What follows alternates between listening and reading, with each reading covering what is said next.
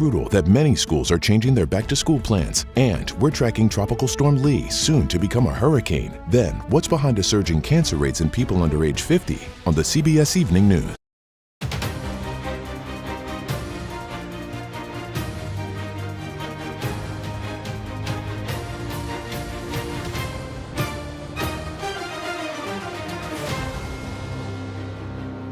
We've seen opposition research for decades. How does this compare? How does this size up? With this contract, dock workers at those 29 Pacific ports will get a pay benefit and working conditions that I believe they deserve. Today was a victory for Black Alabamians, but also for all Alabamians, because what we're fighting for is fairness. Hello, everyone. I'm Major Garrett in Washington. Welcome to America Decides. We begin tonight with a CBS News exclusive.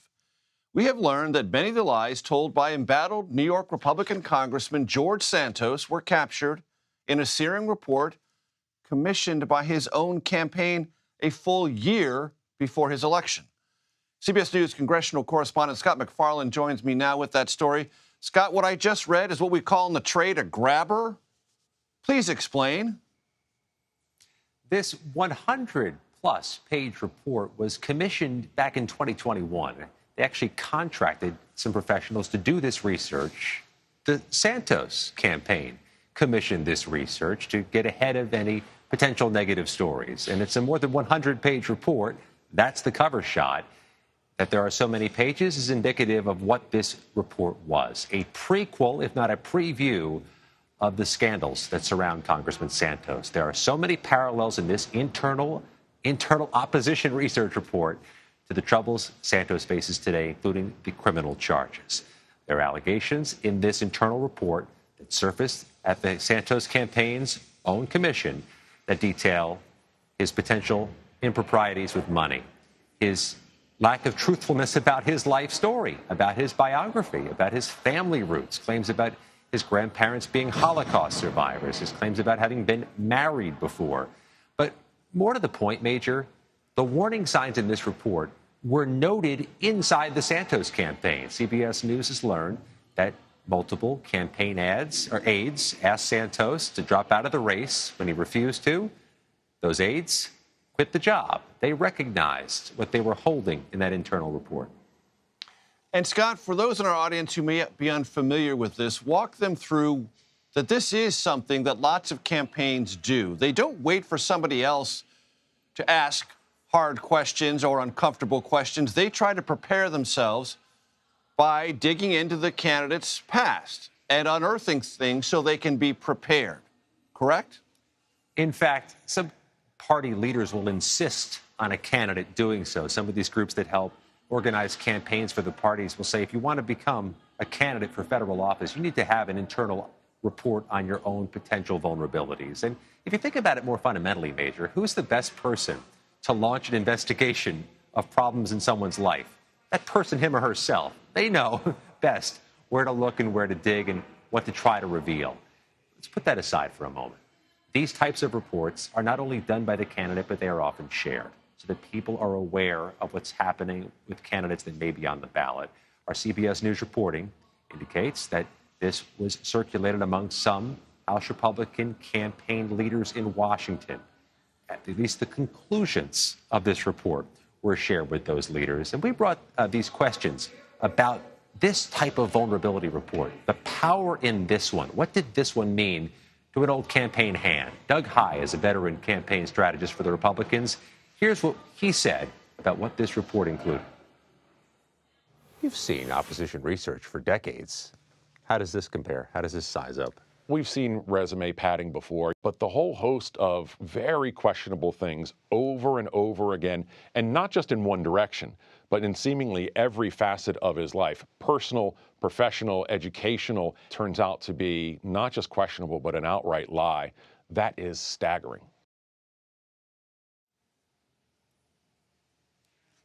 So, Scott, some people knew within the Santos campaign, some other Republicans knew.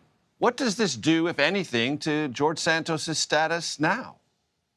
George Santos is not only a particularly valuable vote for House Republicans with their very narrow majority, he's running for re-election, trying to win back this seat for the next term. In Queens, in parts of Long Island. He's a particularly impactful vote in the U.S. House because Republicans can only lose 4 and win any party line vote.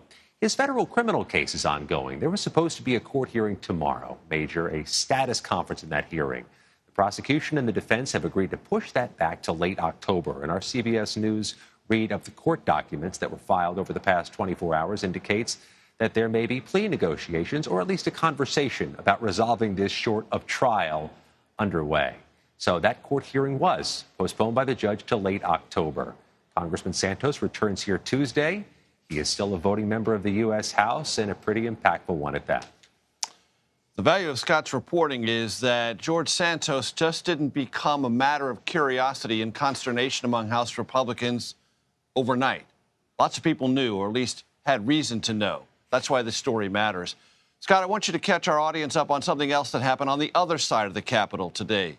Mitch McConnell, the Senate Republican leader, met briefly with reporters. What did he have to say? McConnell was asked point blank to detail what health issue is ailing him. What is the cause behind those 2 incidents in which he appeared to freeze up before cameras over the past few weeks? What McConnell did multiple times to reporters today was refer them to the doctor's note that his office released from the Capitol physician, saying that whatever the tests showed indicated there's no seizure disorder, there's no Parkinson's disease, there's no stroke. The first note from the doctor chalked some of this up potentially to the dehydration the senator might have been experiencing when those episodes happened and the aftermath of the concussion he suffered in March. We talked to senators who were in the room with McConnell today who said that McConnell assured them that those 2 freezing up episodes were the only 2 he's experienced. They just so happened to have happened before television lights, television cameras, and rooms full of reporters. Most of the senators we talked to say they were reassured by what they heard from the senator today and that they expect him to remain leader and that they will continue to support him as Republican leader. Few in our business summarize better than Scott McFarland, but I want to give the audience a taste for themselves of what McConnell said and how he said it today. Let's play that.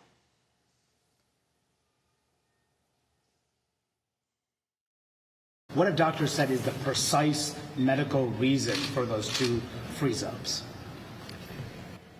What Dr. Monahan's report addressed was concerns people might have that some things that happened to me did happen. Well, they didn't.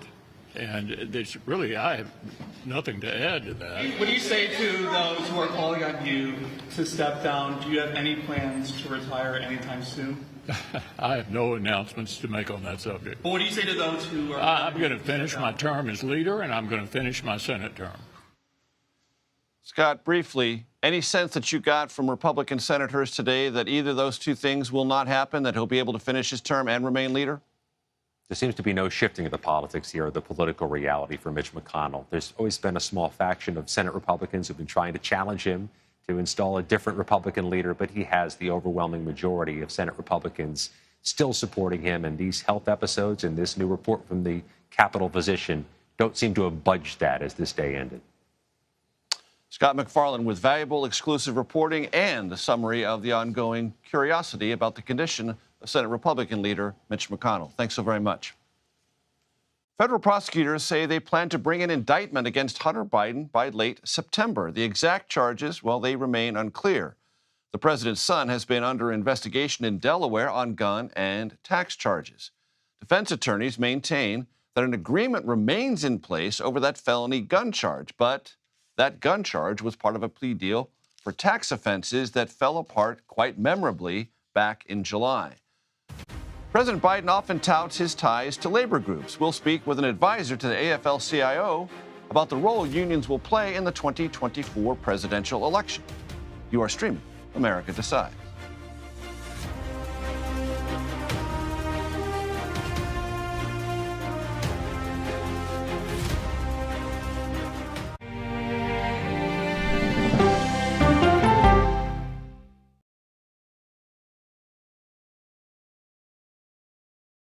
If it's important to our nation, I wonder how you think about where America is at this moment. It's on Face the Nation. Can there be stability if Vladimir Putin remains in power? Face the Nation with Margaret Brennan on CBS.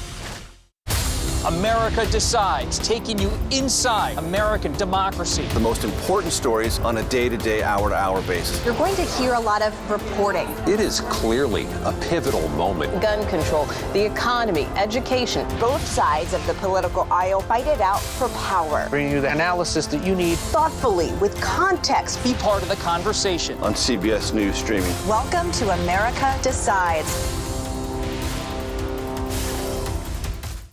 An original documentary from CBS reports. I always tell people that Twitter would not be Twitter without Black Twitter. It's just us being in fellowship with each other. And it becomes a conversation you don't want to be left out of. People really started to recognize the power of activism on Twitter. Based on that one tweet, the hashtag #OscarsSoWhite was trending around the world. If anything has really powered Black Twitter, it's been humor. If your food ain't right, we're going to tell you about that too. We tend to create change, create culture and cool. That's how movements happen on Black Twitter and go beyond more than that. Black Twitter, the Twitterverse that changed a generation.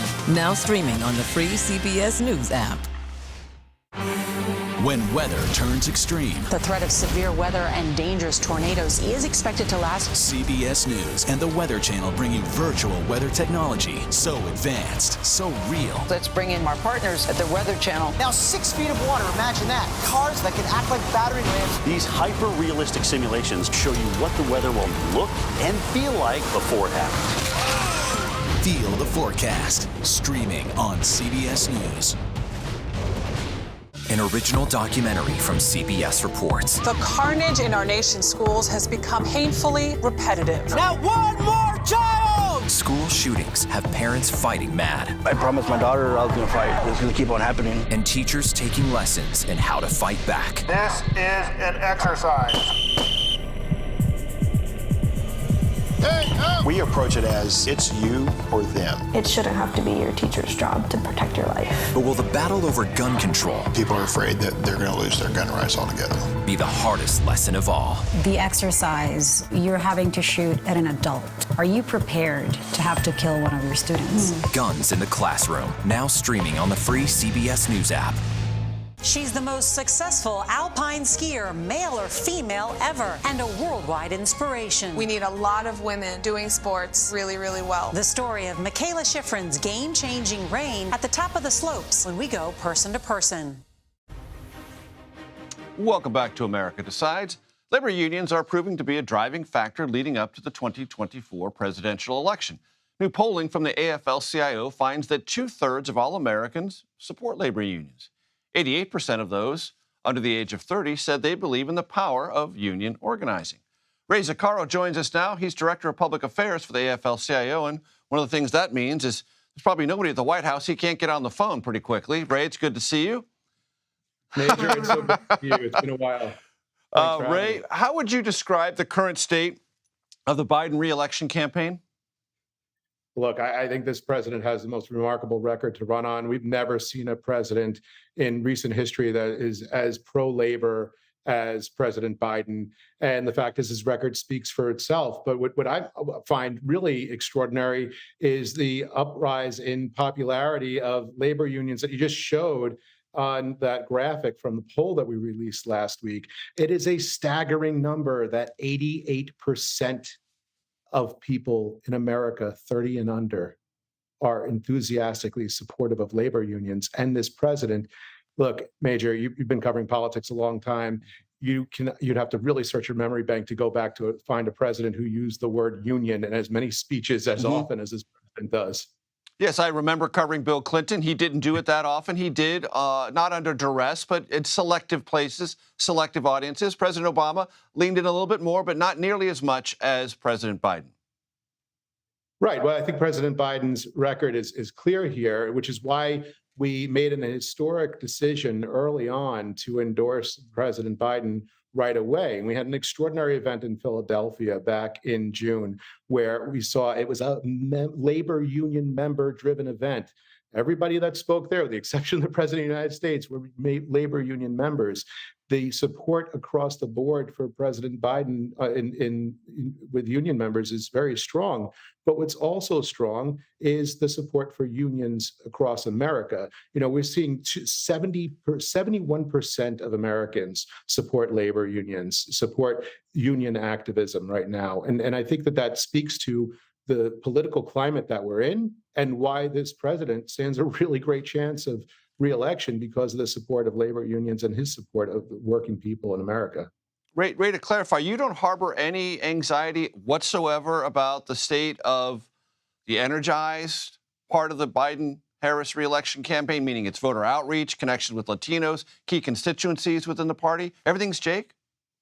Well, look, we have an awful lot of work to do ahead of the election, which is why we got out so early. But there is no organization, there's no institution in America that has the ability to mobilize its people and its communities like the America's labor unions. What we see regularly, and it started happening already, is unions have an uncommon ability to be able to speak one-on-one with voters. They're going to be at your door. We're going to be in your community. We're going to be on the job site. We can talk directly about why a president who unleashed $300 billion in spending to rebuild our nation's infrastructure is making it easier for Americans to be able to form labor unions, as opposed to the past, where we saw a steady string of deregulation and changes to labor laws that made it harder for Americans to workers to speak up and form unions on the job. And people are noticing. Look, we just came through a historic pandemic. People are very conscious of what American work looks like. We're also very conscious of the fact that there are some huge disparities in this country, and these are political issues. The fact that we just released a report a few days ago that showed that a CEO makes 272% more than the average worker. 70 years ago, that number was 20 times more than the average worker. This is 272 times the average worker. That's going to be an issue on Election Day. And that's going to be the kind of stuff that people are going to be knocking on doors. Union members are going to be talking to voters about, and union members who are voters too care deeply about those issues. Ray, when you talk to other Democrats who are anxious, in some cases more so than anxious, deeply nervous about poll data that shows nationally and in some swing states, the president running even or slightly behind former President Trump, who right now, and I say right now, emphasizing that, is the front runner for the Republican nomination. And they see persistent data showing, even among Democrats, anxiety about the president's age and his ability to competently fill out a second term. What do you tell them? Do you share those anxieties, or are you like, don't worry about it, it's all good? Well, look, you know, the AFL-CIO and labor unions aren't about Democratic or Republican candidates. What we're about is candidates who care about working people and are delivering. You have a president who has delivered historic gains for workers in this country. He's opening up a whole field of clean energy jobs that never existed before in this realm. Historic investments in bringing our economy up to the date that we're living in of the 21st century, and not to mention the fact that make prescription drug costs lower. These are the kind of kitchen table issues that people care deeply about, and I think that that's what motivates voters. We see this all the time in elections. There's always a naysayer quotient about the sky is falling and we're not going to field the right candidate. Fact is, President Biden has delivered in ways for American workers that no president before him in recent memory has. And I think our workforce knows that, because there are people in this country who are still reeling from the effects of the pandemic. And the fact is, they're seeing the economy improve day by day. It's improving every day for working people. What we've got to do is we've got to make sure that we take this historic amount of time that we have, we've never had this kind of lead time, and start informing voters and making sure that people understand just what's on the ballot this year. What's on the ballot is a candidate who will continue to fight for working people. What's on the ballot are issues that people care about every day that affect their pocketbooks and their families and their ability to organize and work and be recognized for the work that they do. Ray, with about a minute to go, you know, in 2016, Hillary Clinton had all the endorsements, but labor support dropped from where it had been in the 2012 election and the 2008 election with President Obama. What's going to be different in 2024, and how do you make it so? Well, I think we can go back to where we started this conversation, Major. 88% of people in this country 30 and under support this president. Across party lines, support labor unions, rather, support the union effort. And that mobilization of the unions in this country will be unlike any force we've ever seen in politics. We're fully committed. And that 88% of young Americans who are hearing our message, who are hearing the message of why it's so important to have a worker-centric economy, they are with us. Now, the job of unions, the job of everybody who's concerned about this upcoming election and our democracy is to get out and talk to those people who are receptive to the issues that matter most to American workers, America's families. And I will tell you this, just in closing, the enthusiasm right now that we're seeing for people who are out there working every day, we're seeing nine out of 10 Americans who are saying we support workers. It makes a difference, and we know who supports American workers too. Ray Zuccaro, we thank you for your time. Thanks so much. Alabama's new congressional map has been rejected for a second time. How the lines will be redrawn and whether or not the Supreme Court will get involved. That after the break. You are streaming America Decides.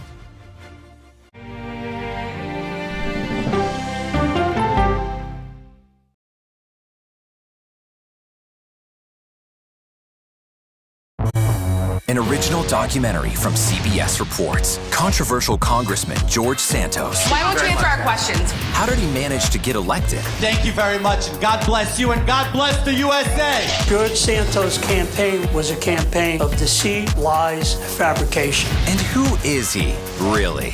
I knew him as Anthony DeVolder from Queens. Really, who he is, he's a fraud. I compare him to the Tinder swindler. From people who know him, the truth, the facts, the lies. He would say that he was worth $100 million.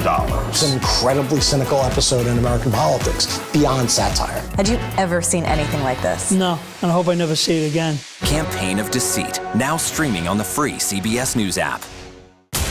She dazzled on the court and off the court as a businesswoman. Thank you for joining us on Person to Person. Tennis superstar and entrepreneur, Serena Williams.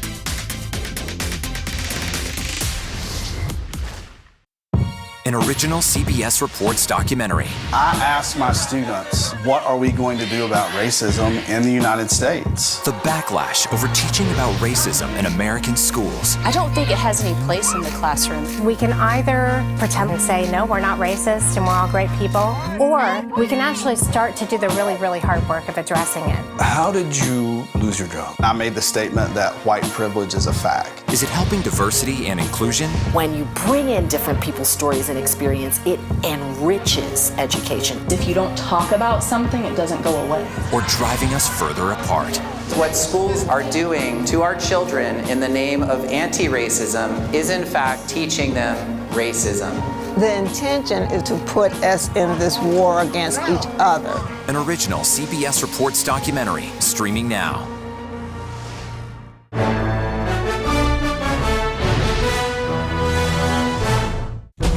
An original CBS Reports documentary. I was entitled to equal pay for equal work under the law. Does the Supreme Court's power need to be checked? 9 Supreme Court justices, 5 of them said no, she's not entitled. That's not right. Calls to fix the court tend to go along with the politics of the moment. Republican-appointed justices have all tended to go in one direction, with the Democratic-appointed justices tending to go in another. Even though it's only 9 justices, it takes 5 of them to make the law of the land. Does it have political impact? True. Political intent? Probably not true. If the American people don't trust the judgment of their court, that's a real problem for our democracy. An original CBS Reports documentary, streaming now. On our places, bright shiny faces. When you wake up in the morning, we want to be your go-to team. I don't go to work in the morning. I go for coffee with my 2 good friends, and we talk about the world. Welcome back to America Decides. The impeachment trial of Texas Attorney General Ken Paxton entered its second day today. Paxton is facing multiple accusations of bribery, obstruction of justice, and misusing power. Today, the Senate heard from Paxton's former Assistant Attorney General, Jeff Mateer, who resigned after accusing Paxton of breaking the law. I concluded that Mr. Paxton was engaged in conduct that was immoral, unethical, and I had a good faith belief that it was illegal. Paxton was impeached by a bipartisan group of Republicans and Democrats in the Texas House. Paxton has pleaded not guilty. A federal court rejected Alabama's newly drawn congressional map for a second time on Tuesday. The unanimous decision comes just 3 months after the state's lawmakers ignored the panel's previous orders to include a second majority black district, or, quote, something quite close to it. Hondi Le Wong joins us now. He is a correspondent for National Public Radio with an expertise in redistricting and election-related issues. Hondi, it's great to see you. Thanks so much for joining us. In essence, where do things stand in Alabama, and how much is this collision really one about whether the courts prevail, whether the state legislature prevails in deciding what district lines look like? Well, where it stands right now in Alabama is that congressional map that the Republican-controlled state legislature passed in July has been struck down by these 3 federal judges. And they said they are deeply disturbed, they are troubled that the state legislature did not follow their order earlier to draw a map that includes 2 districts where Black Alabamians have a realistic opportunity of electing their preferred candidate for the U.S. House of Representatives. And in the state of Alabama, where voting is so racially polarized, 2 Black opportunity districts means you have to have 2 majority Black districts or something quite close to it, in the words of these judges. That's not what state legislature did, and they only drew 1 opportunity district for Black Alabamians. And now you have Alabama saying that they are planning to appeal this ruling, this new ruling from the 3-judge court, to the U.S. Supreme Court. And it's coming just about 3 months after the Supreme Court already weighed in this case. And essentially, Alabama's already lost at the Supreme Court and were sent back to this 3-judge court. But now Alabama's trying to get back to the Supreme Court and trying to get that state legislature approved map in place for the next year's elections. Right. And Hansi, separate from whatever the Supreme Court may or may not do, as I understand it, a special master has been assigned to create new lines by September 25th. Is that correct? That's right. The 3-judge court has appointed experts to come up with 3 different proposals that would replace the map that's been struck down. And we're going to see a potential hearing in early October if there are any objections to those proposals. And ultimately, the court is preparing to pick a map that would be used for 2024. But in kind of a parallel track, you have this appeal to the Supreme Court. And the question is, will the Supreme Court be willing to step in again and weigh and potentially pause this lower court's ruling and potentially pause this process with these court-appointed map drawers?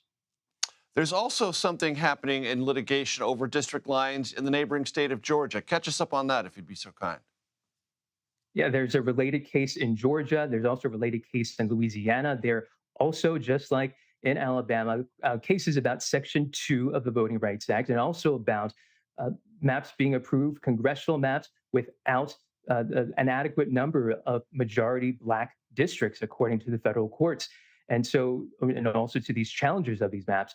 And so it's likely, given how the Supreme Court ruled back in June in this Alabama case, upholding its past rulings on Section 2 of the Voting Rights Act, that all of these states, unless the Supreme Court changes its mind, all these states are on the path to having more majority Black districts in time for the 2024 elections. And ultimately, that could mean that you might see more Democrats elected from these southern states. And, it's a very thin majority that the Republicans hold right now in the U.S. House. And those additional Democratic pickups could help the Democrats win back the majority in the U.S. House after next year's elections.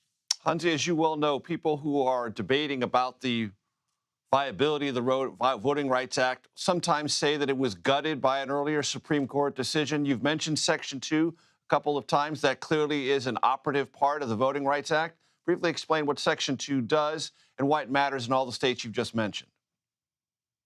The Supreme Court did gut a key section of the Voting Rights Act, but what remains still is this really key part known as Section 2. And there are a lot of protections there for voters of color to ensure that when lines are redrawn after a census, those voting maps are redrawn, that the power of voters of color is not suppressed, that they're able to vote and have a realistic opportunity to elect candidates of their choice based on these redistricting plans. And so this has been a very key section and used in a lot of litigation after as part of the redistricting process, frankly. And it's a way to ensure that the power of voters, of specifically voters of color, is not diminished, is not diluted.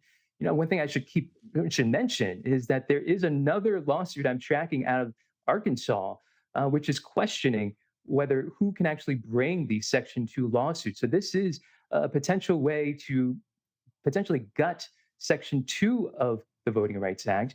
It's a lawsuit that really throws into question whether or not private individuals can bring these lawsuits. And the thing to keep in mind is the majority of Section 2 lawsuits, including many of the lawsuits we've been talking about in Alabama and Georgia and Louisiana, brought by private individuals. But now there is a ruling from a district court judge, a Trump appointee, that says that these private individuals do not have a right to bring these lawsuits. And it's potentially heading to the Supreme Court in the coming months. Who has standing and what that standing might or might not represent in a court of law as it regards to state district lines. Hondi Le Wong with National Public Radio. Thank you so much. Thank you. That does it for today. Thank you so much for watching. You're streaming CBS News.